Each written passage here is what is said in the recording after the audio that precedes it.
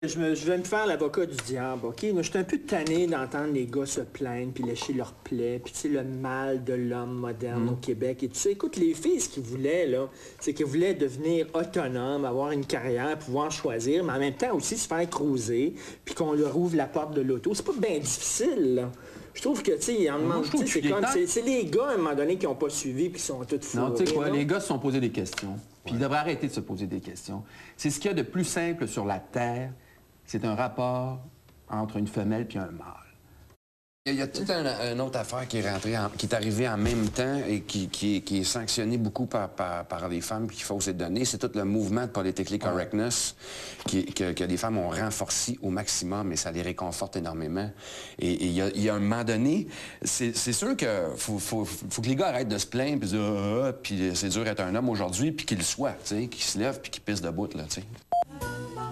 Nous interrompons. Je vais donner un exemple. Dans mon show, je parle de la mort à un moment donné, puis je dis que statistiquement, bon, il y a une personne parmi nous autres qui va mourir cette année, choisissons-la.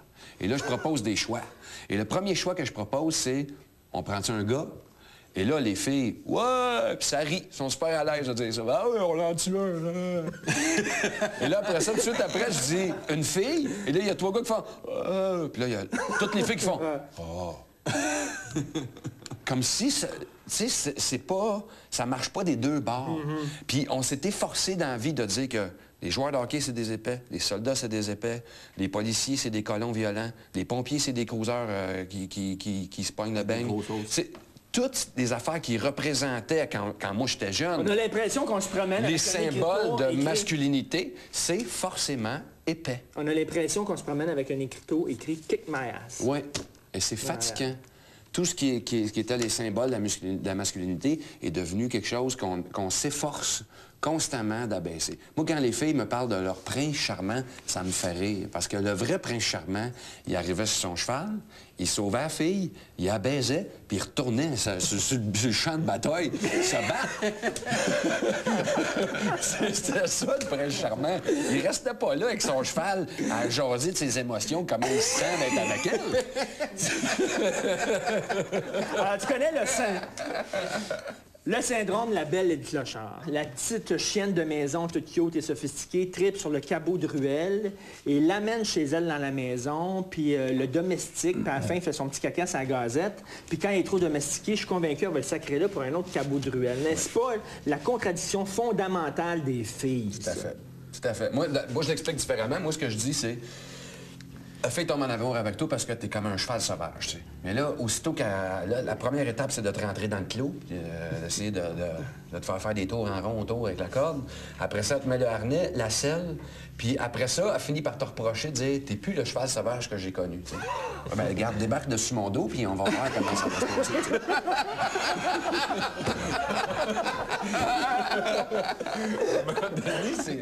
C'est vrai que c'est comme ça. Autre type, vous avez remarqué ça. Toi, je te regarde, là, puis je vois le petit cul que t'étais quand t'avais 7 ans. Je le vois, le petit cul que t'étais quand t'avais 7 ans. Toi, je te regarde, puis je vois quel genre de petit cul que t'étais. Les filles, tu regardes, puis tu sais pas quel genre d'enfance qu'il y avait. Elles se coupent énormément de leur enfance. Moi, je trouve un gars, tu grattes, puis tu vois, il y a tout le temps un petit cul là-dedans. Les filles, à un moment donné, on dirait qu'ils arrivent, je sais pas, à 16, 17, 18 ans, boum, that's it, tourne la page. Elle devient une mère en puissance. Et tu vois plus les petites filles qui étaient... Oui, mais nous, on fait pas ça. Nous, il n'y a rien qui change. Nous autres, à 12 ans, là, tout d'un coup, vers cet âge-là, il y a la puberté, puis ça, on commence à découvrir tout ça. Il y a des petits liquides.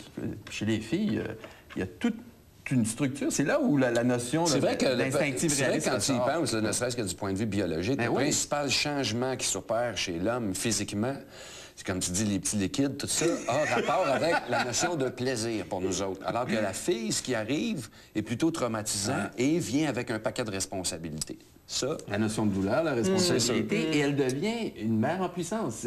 En devenant une femme, elle devient autre chose. Elle devient responsable. Donc, tu veux de la tendresse, Patrick? Ben oui, c'est sûr. Moi, je me dis tout le temps... T'as pas l'air de croire, moi non plus! Regarde, là, je suis célibataire. Je date des filles, je rencontre des filles, des fois une aventure, tout ça. Mais j'en ai pas tant que ça des aventures parce que je me dis, si après, on n'est pas capable de rester dans le lit, coller, puis rire, puis manger des biscuits Ritz en écoutant la TV, ça vaut pas la peine. Tu sais, ça vaut pas la peine. Je veux pas juste baiser, je veux passer un moment. Je veux le moindrement que ça connecte un peu avec l'autre personne pour avoir, oui, un peu de tendresse, pas juste bing, bang, schlag, bye-bye, là.